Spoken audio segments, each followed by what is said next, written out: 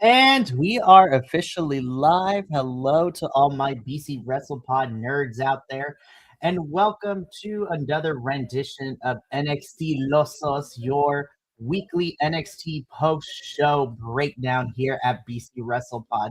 Of course, my name is Mikey, also known as El Jefe, and I'm super excited to be here this evening. My other co-host, Papa Oso, will be here very shortly. And unfortunately, we are down a kilt man tonight, but was giving him the love and everything because we love him and he is amazing. And hopefully, he has a better day tomorrow and the rest of a good night. But we are here to break down everything that went down at New Year's Evil for NXT. Before we get into all of that, though, whether you are brand new to BC WrestlePod or you've been rocking with us for a while, we like to thank everyone and welcome everyone. And just to give some quick announcements really quickly about that, if you feel inclined to check out all of our content, whether it is the live streams or the edited reviews that go up the following day, you can subscribe to the YouTube on the Twitch and Kick and explore those sites to see all our full length shenanigans because they are really fun. If you're looking for something a little bit more manageable, then you can pick your favorite social media site and follow us at BC WrestlePod. On those social media sites, you can find our report cards of the weekly shows as well as the pay per views as well as some other fun stuff like previews of what's going down on the television programming and pay per views, prediction leagues. It is a whole bunch of fun stuff. And, now coming back for 2026, we also have our short reels that give you a cap of just the shenanigans that go on in these full things. Of course, we also have some merchandise for you with new designs coming this weekend at bcwrestlepodshop.fourthwall.com. Link in the description of this video below. And as well, if you feel inclined to help us pay for some of these pay-per-views, the little coffee bot will be popping up in ever so shortly. And if you feel inclined to help donate to the cause, then you are more than welcome to, but no pressure because we love you. Alrighty. So we are going to get into, or I'm going to get into New Year's Evil for NXT as much as I can. So let's see how far we get. So I have a whole soapbox moment that I'm going to get on at the very end of this. Not that NXT New Year's Evil was bad, but we find ourselves in this position every single year. And for some reason, I love you, Shawn Michaels, but we never learn about setting people up and having, people underneath the one or two big acts in the division in order to carry through when NXT call-ups happen to the main roster. But I'm going to save that till we get to the very end. And so let's just jump into it because New Year's Evil was a show that definitely had some highs, but also had some lows. So we were going to kick off the show with our NXT Women's North American Championship match. This is a rematch that was happening from 2 weeks ago. It's already out there on the internet. Everyone has picked it up. But Thea Hale became our new NXT Women's Champion. She wasn't supposed to, but we got this rematch that was going to happen at New Year's Evil. Or at least we were supposed to. We didn't get too far into the episode, and I'm just going to let this picture speak for itself. Oh my goodness, I can't. NXT was crazy. Um, yeah, this is it's a thing that has happened, so that's very always going to be an interesting. Well, hello there, new friend. Thank you for being here and checking out our review. So this should be fun. Yeah, we didn't get too far into the show. Blake Monroe comes out and attacks Thea Hale, and there's a whole brawl that happens. We had to have security and referees come out to separate the two. Thea goes through the barricade. Blake Monroe wants to get after her, and we never get this match happening. And so this was my first sign that this show is definitely going to be very interesting, to say the least. So we shall see what happens. Yeah, so at this point in the show, I'm like, oh, so we're not going to get this match? Then this is crazy. This is wild. How do I know this friend? Well, I mean, I'm recapping an episode that aired last night for NXT, so this is how I know. Uh, so, anywho, but we never got this match to happen. We're going to talk about Blake and Thea a little bit later as we continue to go on with this. But while this whole brawl is happening, right, Ricky States comes out and he cuts a promo. Now, there has been some discourse online from, the internet wrestling community in general that, Ricky's stock in NXT is no longer there and people don't care about him. I still care about Ricky. My issue is that we have kind of been all over the place with him. He was NXT North American champion. He was NXT champion for like a good 45 days before throwing it, losing it to Obafemi at Deadline back in December. And he just had his match against Javon Evans last week, in which that was Javon's final match, which we're going to talk about at the very end because we got some NXT kids heading on up to the main roster. But Ricky cuts this promo and he basically talks about whether it is TNA's X Division champion Leon Slater or Obafemi. He wants a rematch for the NXT championship, and now it is going to be all Ricky Saints. And I'm just like, okay.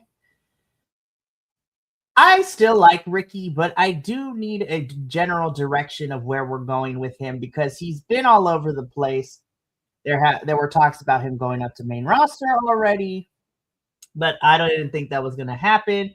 I know Ricky is now going to well, at this point, spoiler alert, Ricky is going to have to help carry this NXT division for a little bit because of what happens at the very end, which we're going to get to when we get there. But again, this is a Ricky promo talking about he beat Javon Evans. He wants another shot at the NXT championship. And I'm like, okay, Vengeance Day is coming up in February. At least I'm assuming, unless we're not going to have Vengeance Day PLE. But we got Vengeance Day, and then all roads lead to Stand and Deliver in April during WrestleMania weekend. So we have a couple of months to see how plans and stories pan out. And we're going to see where Ricky ends up with that when we get there. But after this promo, we get into Ava, our general manager of NXT, running backstage with everything that transpired between Thea Hale and Blake Monroe. She sends people to find Blake, and then she borrows a PA's headset to tell them that we're switching the order of things, that Izzy Dane versus Tatum Paxley is up next. They'll have them roll the video package for it while she deals with all of it. This was a really nice, manufactured stuff for this one. I actually really like it because, it's showing, Ava is a general manager. And this was a nice touch. I mean, again, it was all manufactured, but still, it was a really fun stuff. And, well, Ava got her answer because before the match itself, Ava has a little bit of a confrontation with Blake Monroe.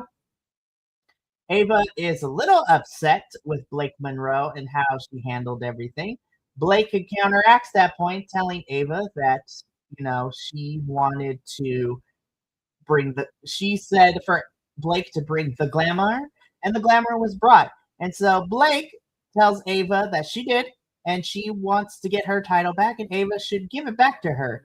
Ava was having none of it this evening, and she told Blake Monroe that not only is she not getting another shot at the Women's North American Championship tonight, but she is being banned from the building, so she needs to go home and leave.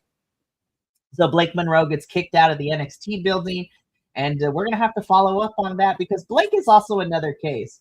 She was NXT Women's Champion. Then, she lost the title in a, match where Thea wasn't supposed to win that title. And we didn't even get a rematch between these two. So I hope there's a plan for Blake because I do like her. I really, really do. But I don't know, man. It's kind of getting weird all over the place. And again, I'm going to wait until we get to the end of the show to get on my soapbox for this one. But after this confrontation between Blake and Ava, we do finally get into our second match of the evening, which was Tatum Paxley versus Izzy Dane. To kind of set up the story going into this match for New Year's Evil, back at Gold Rush Week 2, Tatum Paxley put her minted NXT Women's Championship again on the line against JC Jane in a title rematch after Tatum beat JC for the title at New Year's Evil. Oh, not New Year's Evil, sorry, Deadline. And that was a lot of fun. And then, Tatum lost to JC at Gold Rush Week 2. Izzy and the Colleen betrayed her. And over the last couple of weeks, Tatum was taking out the Colleen one by one. She incapacitated Nico Vance, and she incapacitated Sean Spears. And yeah, well, it made me sad that Tatum lost the title. I'm not gonna lie. And so Tatum is coming back for revenge on Izzy in a grudge match, so to speak. The match itself, it was pretty okay. It was decent. I didn't think it was anything like over the top like barn burner, but it was a really solid match between these two.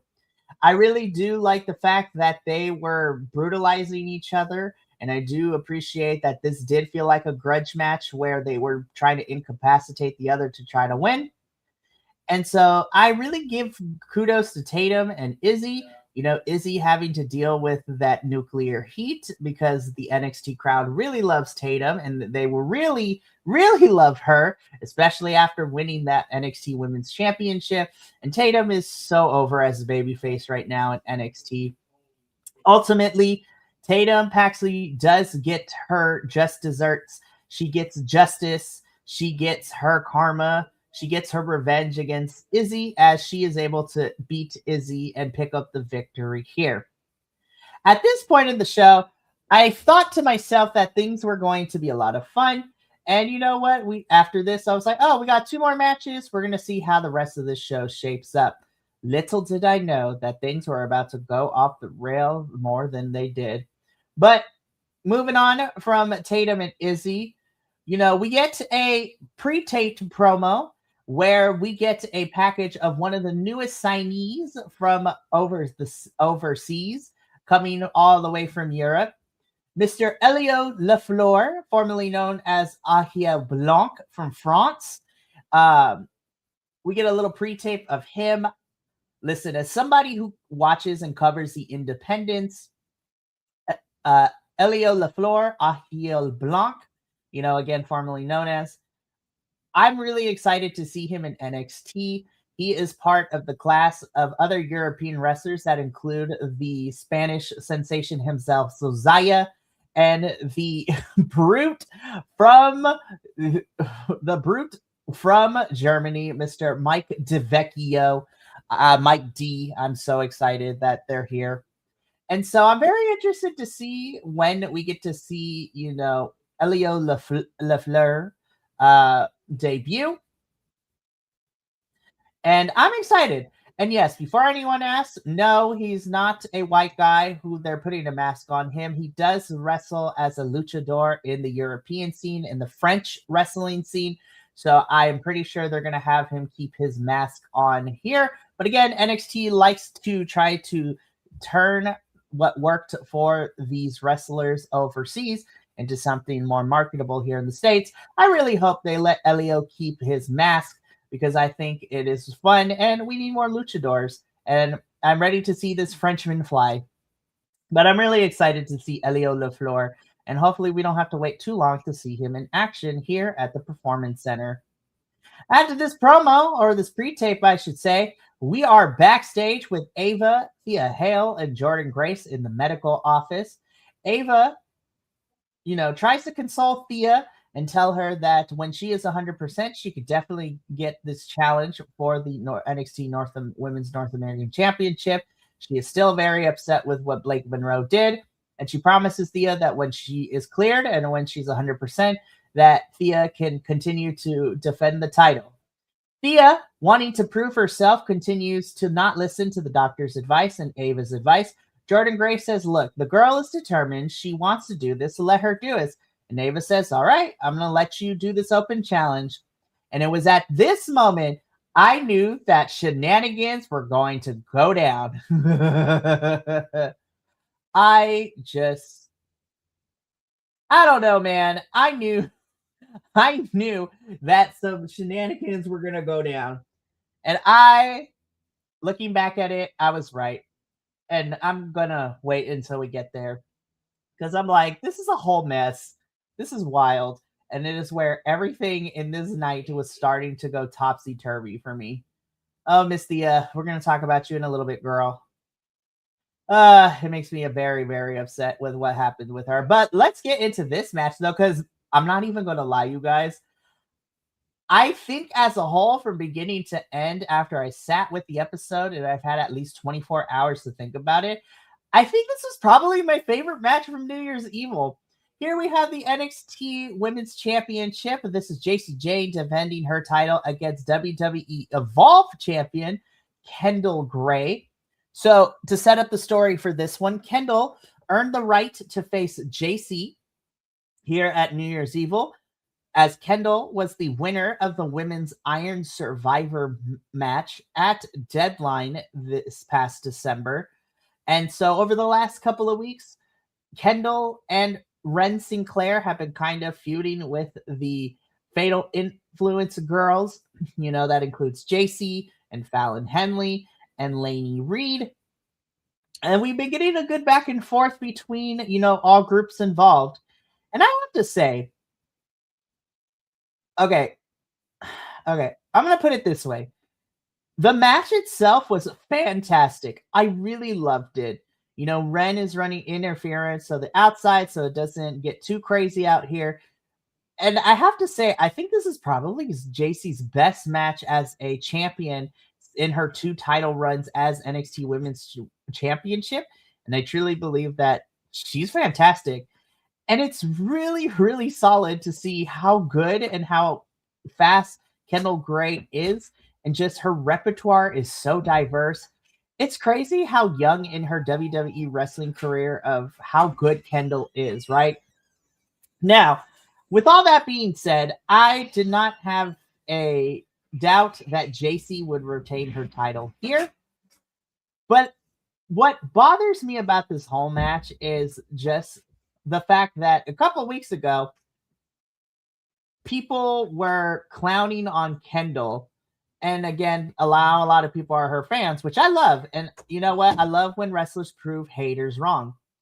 My issue with this, though, comes from people who are very upset and are talking negatively about Jacy and saying that, Kendall was robbed. She became the title. And I'm just sitting here. I don't know, man. It frustrates me because Kendall, I think, will become an NXT Women's Champion. And she definitely will hold this championship at some point. But she's currently the Women's Evolve Champion. So they're not going to give her double championships just for the heck of it. And number 2, WWE in general, whether it's Raw, SmackDown, or NXT, because I know this as somebody who's a part of this fandom, I already know that if Kendall, by some way of miracle, ended up walking away as NXT Women's Champion last night, I gave it 2 weeks before everyone would start turning on her and calling her overrated and calling her, garbage, and that, somebody needs to get the title off of her, because this always happens. As soon as somebody you want becomes a champion, then everyone does an about face for some fucking reason. Yes, I can curse because I'm far enough in. I just don't get it. But with all that being said, this is probably my favorite match by the end of it from start to finish. I would have said the main event was my favorite match, and then I had questions at the final shot of this. So, all right, we're going to move on. But before I move on to the next segment, I need to bring somebody in for this one. So I'm about to bring my co-host for the evening, Papa Oso. So let me just bring him in real quick.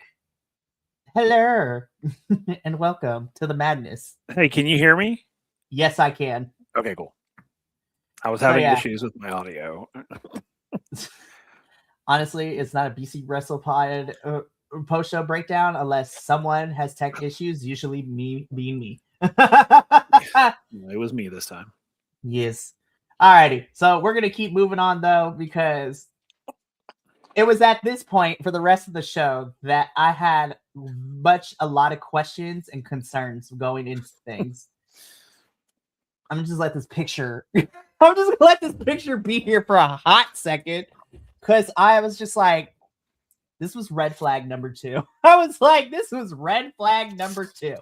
Red flag number 1 was the segment we got backstage with Thea, Ava, and Jordan. I was like, oh, okay, maybe Jordan's gonna answer this. No. Izzy answers this.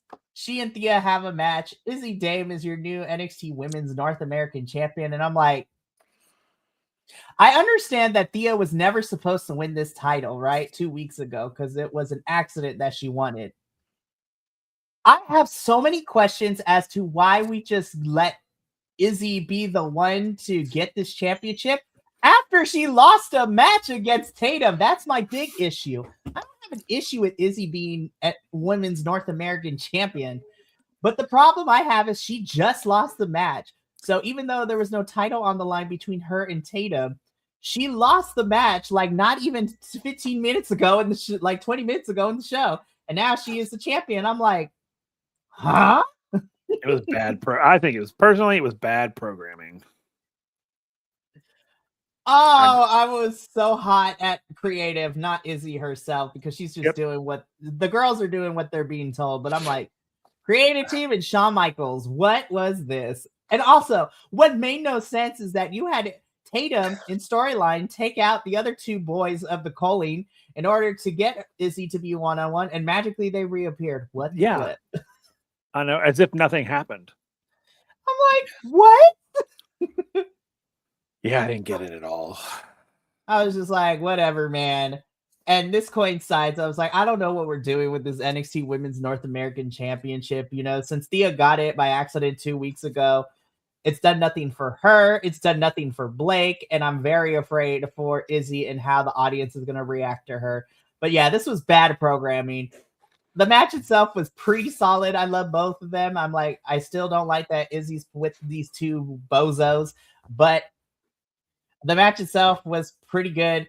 I just have lots of red flags and questions going into this. I was just like, I'm not mad she won the championship, but if we're following the rules of wrestling, she shouldn't have gotten a championship match 1, even if it was an open challenge. And the fact that now she is champion, what do we do with Thea now? Like, are her and Blake going to continue to fight? Like, are we moving on? Like, what are we doing? I love you, Izzy. I'm really happy that you're champion, but creative did you dirty and did you a disservice with this one. Yep. Yeah.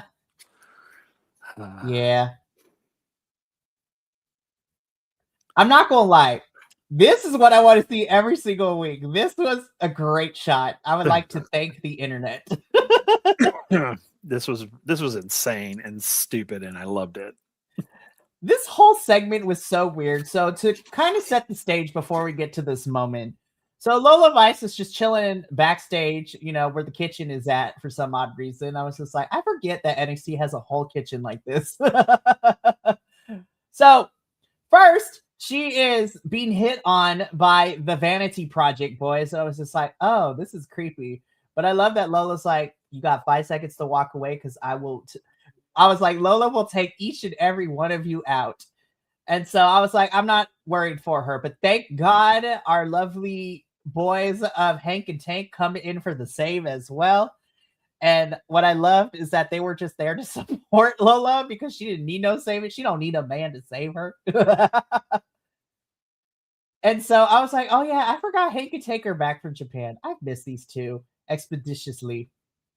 So the Belly Bandits and Lola Vice begin talking. Lola is just like, you know, she's still got beef with Kalani, and she's going to show that just because she's a gymnast doesn't mean she's going to, you know, can get out of catching these hands. And then the camera pans to the door where Kalani is just like, oh, I heard you were talking about me. And literally in frame, like she starts taking off the shoes, and then she jumps into frame with the camera turned back, and the girls begin to fight. I was just like, Kalani's like, I heard you were talking about me, throws the shoe. Lola was like, oh, let's throw down. The boys have to come in. And then the Vanity Project boys come back with their phones on, like recording the fight. It's so funny. I was like, this is the dumb stuff I need every single week, honestly. Yep. Like I said, it was stupid and wonderful. And God, I just loved it. It was, and it's so funny because I know that there are people out there who just believe that wrestling should be serious all the time. And which I completely disagree with. You need, wrestling. Come on, you gotta have the stupid moments. These just the moments where you can just laugh at it, and it's like, because you love them, I love both of them, Lola and Kalani, and just watching them catfight and then watching the boys trying to separate them was just beautiful. It was just beautiful. Oh so my good. Goodness. I'm just like, so this sets up Lola and Kalani next week, which I am excited for. So hopefully I want them to feud all the way up to Vengeance Day, honestly, because again, we don't have confirmation when that is, but Vengeance Day is always in February. So I was like, here we go. First PLE of 2026. Let's do this, y'all. So we got to keep the show going, though, because as fun as this segment was, I was just like, I actually enjoyed this, too, because I was like, oh, Joe Hendry is out here being devious, and we're going to talk about him being devious a little later. But Joe Hendry is not here to be funny, goofy person. He is quite serious because he comes to Ava's office asking for a match with Dion Lennox after, Joe Hendry got beat down by Darkstate at his concert last week. And Ava's like, all right, bet. You two get a no DQ match next week. And Joe Hendry is just like, all right. And he's like, I got to take care of some other business too. And then promptly leaves. I was like, Joseph Hendry, what have you up your sleeves? Some gorgeous words. Gosh. If you couldn't tell, Will over here is a big fan of Joe Hendry. He is infatuated with this man. I love Joe Hendry. And you know what? Even though he signed to NXT, as it was reported by TNA earlier this week, Joe Hendry will be in the building at Genesis, and Papa also here gets Brown 2 with him. Yay. So I was like, Joseph, we're going to talk about you a little bit later, because I was like, listen, I love the shtick that we got going on with your happy-go-lucky concert person, but I love a more serious Joe Hendry too. Mm-hmm. It's slightly hotter. Yep, it is. Absolutely. So Joseph, we're going to talk about you a little bit later. This is a mess, but like in the best way possible. Shiloh Hill, you have gone up the totem pole for me of just being, I was just like, you're going to be fun to watch this year. So Ethan Page comes out to cut a promo. Ethan, again, spoiler, is probably going to be carrying this mid-card division for who knows how long, especially when we get to the very end of this show. Yeah. But Ethan comes out to cut a promo. He gets interrupted a lot. First by our NXT Speed champion, Jasper Troy. Then we have Josh Briggs in a hoodie that seems way too big for him. And that's saying something. I'm like, Josh is a tall man. Now I get it. Tall men have a really tough time trying to find clothes that make them look okay and fitted because they are super tall. And Josh has got them big old pad shoulders, man. But this red jacket was not it. I was like, what is this hoodie we're wearing? And then, of course, Stax has to come out. I'm like, sir, you have a TNA International Championship. Why are you trying to fight Ethan for an NXT one? I'm like, excuse you. And I was just like, I'm going to be so for real. Like, even though he has a match with Steve Macklin in a rematch for that title next week, I was just like, NXT does no favors when they set up these pre-tapes, because even though Stax didn't exactly say it, I was just like, oh, we know. I already knew Macklin was not going to win, but you just confirmed that he's not going to win this championship tomorrow night either. God, NXT, I need you to at least try, man. I was like, TNA does all these pre-tapes. Well, at least it's pre-taped now. But I'm just like, damn, you guys. And so that happens, right? And then, Shiloh Hill comes out. I was just like, listen, Shiloh, that Christmas Brawl match that y'all had 2 weeks ago against Stax and Ariana was actually really fun. Oh, my gosh. It was so... And when he got slapped Stax with the keyboard, I was like, oh, Stax is going to be feeling that for a couple of weeks. But Shiloh stakes claim to the championship. Then Tavion comes out like a bat out of hell, getting all hypey and hyped. And, It took me a little bit for it to process in my mind, but it seems that him and Jasper are going to fight for the Speed Championship next week, which we get confirmed later in the show. And Ethan then just does what Ethan does best and starts a fight, and everybody just starts brawling. And I love that earlier in the show, Ava was just like, I know you're going to cause me headaches. Please don't. And he's like, I promise I will not. And what does Ethan do? He causes problems. Mm-hmm. Yeah. And this is one of those things where you knew what was going to happen. We knew what was going to happen from the very beginning. We knew it was going to break into some sort of, this is one of those things that is very predictable. Anytime you get more than two wrestlers in a ring together, something's going to happen. And here they got, 6?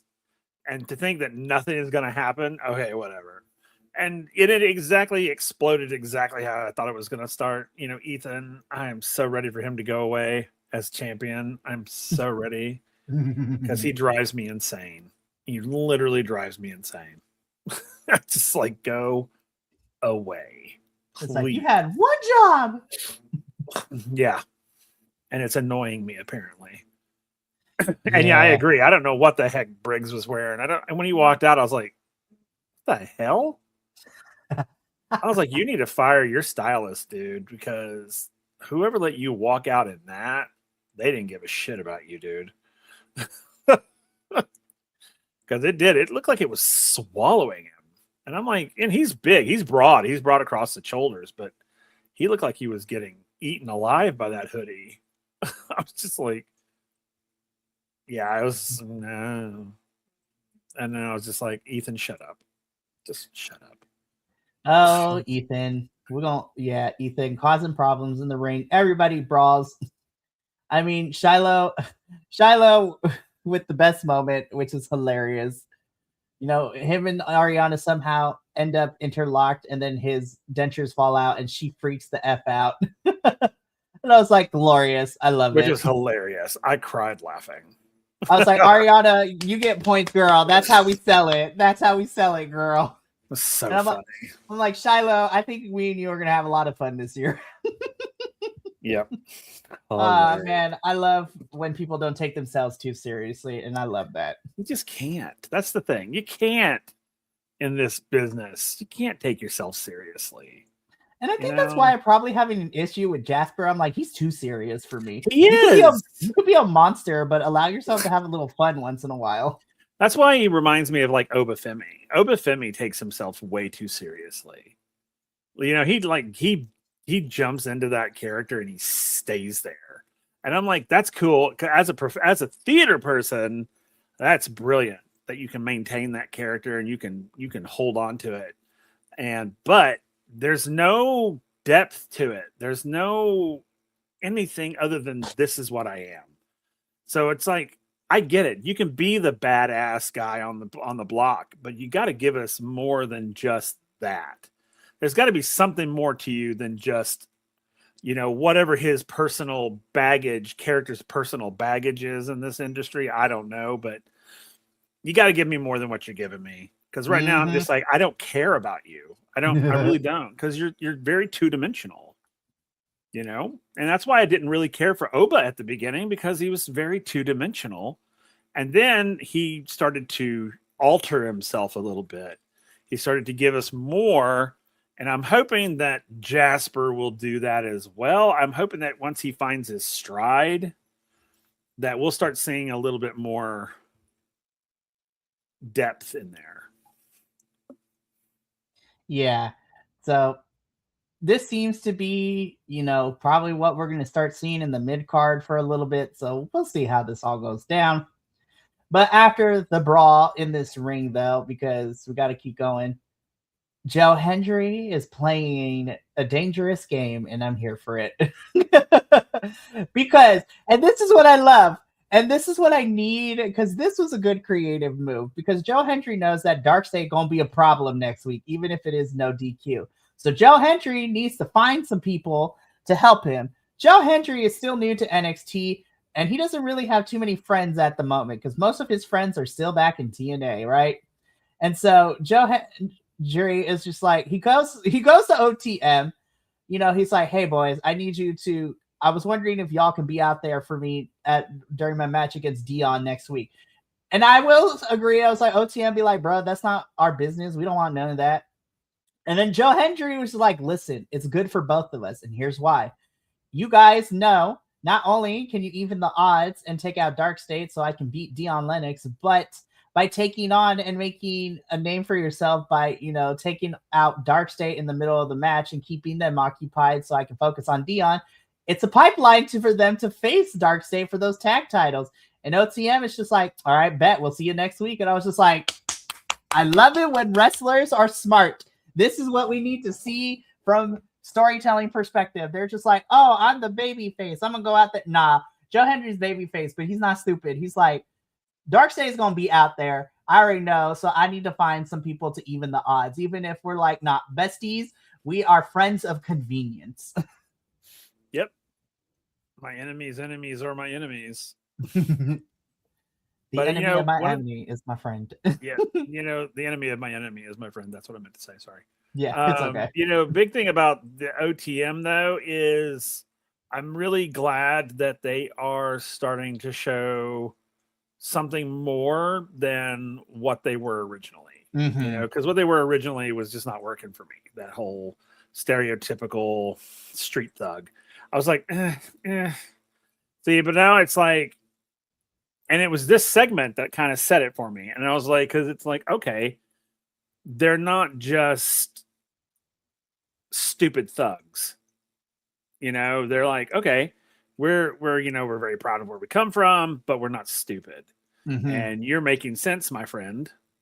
And so, yeah. So I really like that their characters are also starting to evolve out of what it was originally.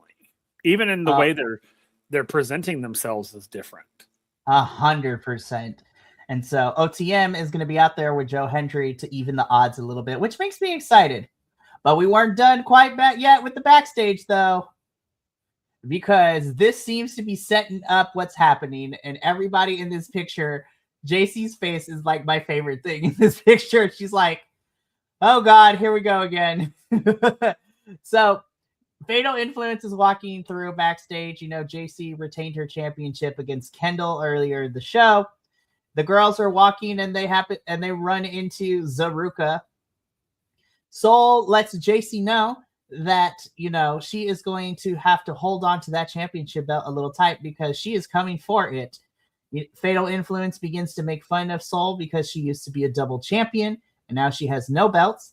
But Soul Ruka fires back and said, well, JC, you're not a double champ either. And if I remember correctly, I think my title reign was longer than yours too. And I was like, oop. But then, Fatal Influence still trying to play games, trying to pit Zarya and Soul against each other because Lainey makes the comment to both of them, be like, Zarya, that's funny. She said she was coming after this NXT Women's Champion, not the Tag Team Championships. And I was just like, I'm so over it. Either break them up or not. Stop playing this will they, won't they game.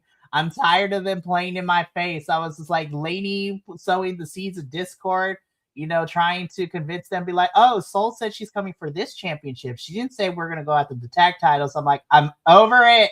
Either break the girls up or don't, which I don't think is happening until later. But I was like, Soul is probably going to get this championship at Stand and Deliver. I'm calling it right now. I'm going to put the pin in this. Soul Ruka needs to be the one to take this title off of JC, honestly, right now. And what's so funny is I think that if Soul Ruka gets the title, I think that's what will break them up. Yes, I 100% agree. And honestly, I'm okay with that. Yeah, me too. Because then you can have Zarya and Soul feud for it, and I'm here for it. So we are going to see how this transpires, but this was not the only thing because, there is a third act to all of this because we are still backstage. First of all, I love you, but Tate, this is a horrible name for you. Your wrestling name is hard. Tate Wilder. I was like, oh, absolutely not. Again, I watch Evolve because I watch too much wrestling throughout the week. I love you, Tate. I really do. You're a good wrestler. I just hate this name still for you. But we have Miles and Tate talking to each other. Ethan is just still distraught and upset and angry over what he caused in the ring, by the way. Then he gives unsolicited advice to Tate and to Miles. And this is also where I'm saying, I'm like, I swear to God, Miles needs to be the one to take this title off of Ethan. Like, I think we're setting this up too. I'm like, Soul's going to take the title from JC at some point. Miles needs to be the one to take the North American Championship off of Ethan at this point. Because Ethan is running into the Obafemi problem because we're running out of people in this mid-card division for him to beat to retain the championship again. So I was just like, we need some. I'm calling it now, Miles. I would love to see you win it at Stand and Deliver as well, but I can also see if we set up a program between these two get a rematch between these two at Vengeance Day. So agreed.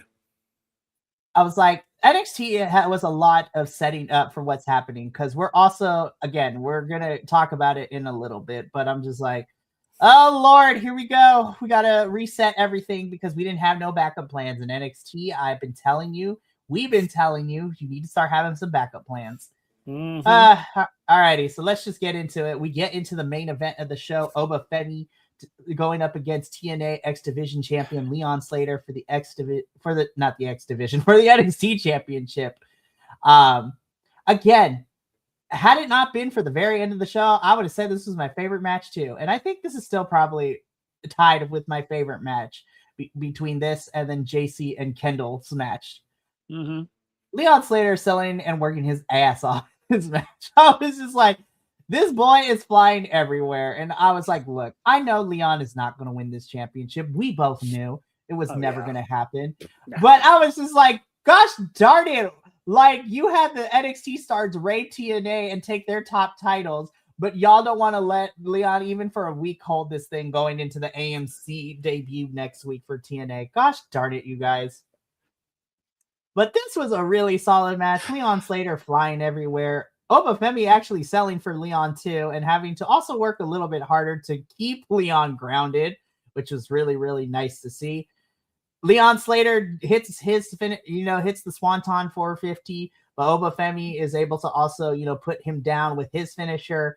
Obafemi retains the NXT championship, and I was just like, I wasn't mad at this because Leon and Oba haven't faced each other yet at all. This was their first encounter like this. So it's like, okay, Oba and Leon's not part of the NXT roster. He's already beaten like 5 times already. So I was okay with this. So we're going to come back to you because we got a pose off where the lights were hitting Oba. And then he was hugging the title. I was like, oh, I feel like camera guy put that on for too long. So we probably forgot to cut a little bit earlier. So I was like, okay, it is what it is, right?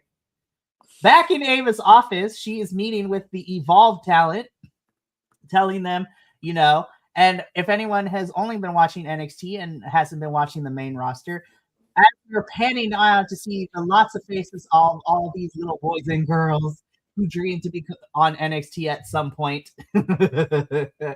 Ava announces, it's that time of the year, with official main roster call-ups of Lash Legend, Trick Williams, Javon Evans, and now Jordan Grace. Those 4 are moving over to the main roster.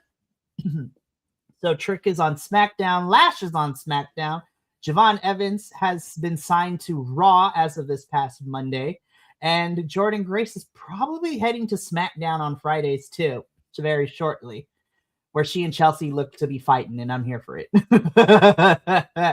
But Ava's just like, with that being said, there is potential that Evolve talent might be called up to NXT. So, because Evolve is like the development of the development. It is before the NXT. So there might be potential for the Evolve talent to come on up and be on NXT, which I'm excited for. Then Robert Stone crashes in. I was just like, man, you busy with everything between what you're doing here and with the Diamond Collective in TNA. And Robert Stone's like, Ava, did you see what Obafemi did in the ring? I'm like, oh, shit, what happened? Come back to the ring. Come back to the ring. And Ava's like, no, I didn't see that. I was like, oh, hell, what the hell? So, and we even got shots of the crowd reacting to the way they did. And we got confirmation this morning with his successful title defense against Leon Slater last night. Obafemi has officially vacated the title and he is moving up to main roster. And I was just like, I'm not mad at this. Here's what I'm mad at. Why didn't we do this sooner? Why did we have him beat Ricky Saints if this was the plan all along? NXT, what the fuck? Been saying it forever. It's like, God. Yeah, I know. I didn't, it was funny because it's like, I ain't mad at this either. Because one, Oba had a hell of a run, but it's for a while now, it's been time for him to move on. Do I think this was the best way to do it? Absolutely not. Because I'm just like, are you kidding me?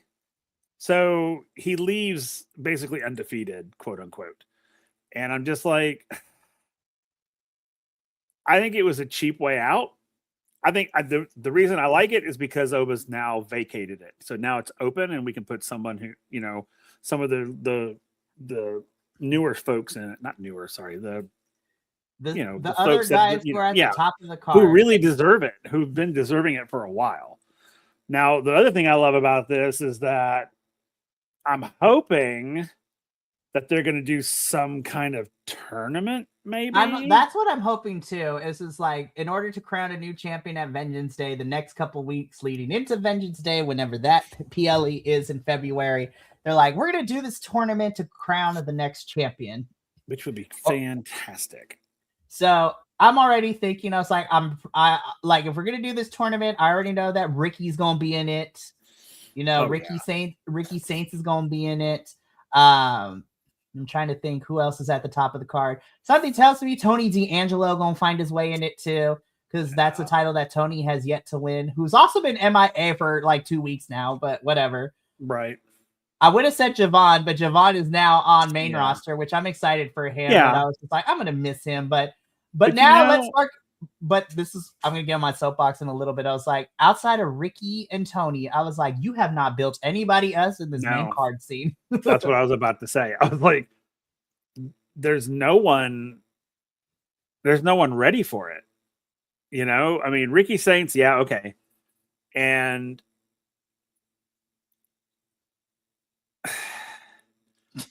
I mean, Tony, yeah, absolutely. But Tony's been so out of it. I just, it's like, it's one of those things. Let me look at it this way. It's like when you're watching a television show and the season ends and you're so excited for the next season and they say, oh, the next season's coming in 2 years. So then you kind of lose interest in the season or the series. Look at that. You Stranger Things. No, I'm just kidding. It's kind of what happened with Tony D'Angelo, because I love Tony D'Angelo. I thought he was amazing. And then he just disappeared. So he was off my radar. So I just was like, oh, okay. And then he came back and I was like, oh, why are you back? It's like, what are we doing? So, I mean, even though he's top, I don't think he's it. And then on the other side of it too, like, and it's not Ricky's fault, but the fact that you had Ricky lose to Oba at deadline for the title, and Oba only held it for 4 weeks, right? At this point, in this title reign before vacating it. Listen, to give a little bit of context for all the boys and girls and non-binary folks out there, this is not the first time we had an NXT star go up to main roster, vacating the title and being undefeated. Now, the first time that it happened was way back in the day when NXT was still in the black and gold era. And that was Miss Asuka. She went up to main roster, vacating that championship, going undefeated. She had like a 600+ day reign and nobody could beat her. But it worked because that was the plan. And they planned for Asuka to vacate that championship before moving on up. We did not have Oba lose the title, only for him to get it back like 40 days later, and then for him to vacate it. I'm almost like, if that was the plan, you could have just had him vacated at deadline, and that would have been crazy. And it would have been more impactful. He won it, and he's like, this is beneath me, and put it in the ring. Well, not even beneath. It's just like, I have righted the wrong against Ricky. I righted my wrongs against Ricky, and then vacates it. It's like, I did what I wanted. I got the title from Ricky. Yeah. But I mean, so the only thing I can think of is they're going to give it, and then that's the thing. It's like, do they give it back to Ricky Saints? He lost it. Does he win it back? And then, because even he's been on some kind of strange trajectory. I need a plan for Ricky, like I was saying earlier in the review, like when he cut his promo. I'm like, I need a direction for Mr. Ricky because I like Ricky, but we need a direction. We need a direction for him. And so this leads into my soapbox, right? Yes, if this was the plan for Oba to vacate it before moving up to main roster, and even if it was a last minute decision because Shawn Michaels has to answer to the main roster, my issue is that, and honestly, I'm not even mad at main roster at this point. I blame Shawn and Creative because this happens every single time. We saw this last time, Will, when Carmelo and Ilya and a bunch of other guys and gals like got called over to the main roster. And we were in that weird 2 to 3 month period with NXT trying to fix and fill in the gaps and start building people. Y'all should have had done this months ago. You should. And I love you, Shawn Michaels. I really do. And I will defend NXT till the cows come home because it is my favorite of the 3 WWE brands. But we do this every single time. Y'all glue on to 1 or 2 talents in the men's and women's division, give them all the accolades. They are always on TV. They do the stories. And then when they get pulled over, you have built nobody else up. So then it's like lots of duct tape, Band-Aids, and hoping that nothing leaks in this sinking submarine. Like, God, It makes me so mad. I was just like, y'all, even if it was last minute decisions, you got to start building up like 2 to 3 other stars who can step into that limelight. But when you know what's so funny? Happen. And I'm sorry to step on your soapbox, but you know what? I'm sitting here just thinking this just now. What's that? That moment with Ethan, Jasper, Josh, and all of them, was that them telling us something? Are those men going to come after this title? You know what? I would not be surprised. I would not be surprised at this point if they are thrusted into the main event scene. Now, looking at everybody we saw on this show, right? So obviously Ricky and Tony are probably going to go after this title if there's a tournament. The only other 2 people I am okay with seeing it is Tavion and Miles because they've been on TV a lot too. And I'll throw Josh in there. Josh has done a lot too. And he's had some really fun matches. But there is nobody else in this men's roster right now. I was just like, no. Oh, shit. And I'm totally agreeing with you. That's one of NXT's biggest flaws is that look at this big cool thing we're about to do. Yay, we did it. Oh shit, we weren't ready to do that, were we? No, you weren't. You didn't build up any of your other talent. And see, this is one of my biggest issues with NXT is they focus so much on people like Ricky Saints, Obafemi, now Ethan Page, they focus so much on those guys and they let the others just sort of, okay, we'll put you in a match every once in a while. And it's like these people that you put in a match every once in a while, they're going to be coming up. You need to prepare them for it. Put them in matches that make sense to elevate them, not just keep them where they are, which is what NXT does. And that bugs the crap out of me, and it's like, because I think Tavion would be amazing if they gave him the shot. I think Miles would be amazing if they gave him a shot. Josh, I love Josh, but I don't think he's title material. I really don't. Maybe not world title yet, but I do think he needs a championship at some point. I do too. I think he does deserve something, but yeah, but this one, I don't. Now, the only other thing I can think of too, and I say this because the women's division, as much as I have questions about Izzy being our new champion, I never have to get upset about the women's division because we actually have a really good depth of women's talent in this roster. Now that might change because supposedly there's also talks about Blake going up, Lola going up, but there's enough women where I feel like, okay, I think we're okay. Now, the only other thing I can think of is, and we've always had an issue with the men's roster kind of like having to do a hard reset every time people get called to main roster. I talked about it earlier. We got a brief vignette with Mr. Elio Lafleur, formerly known as Achille Blanc, our French luchador. And yes, he wears a mask all the time. It's not cultural appropriation, so I need people to get off his case.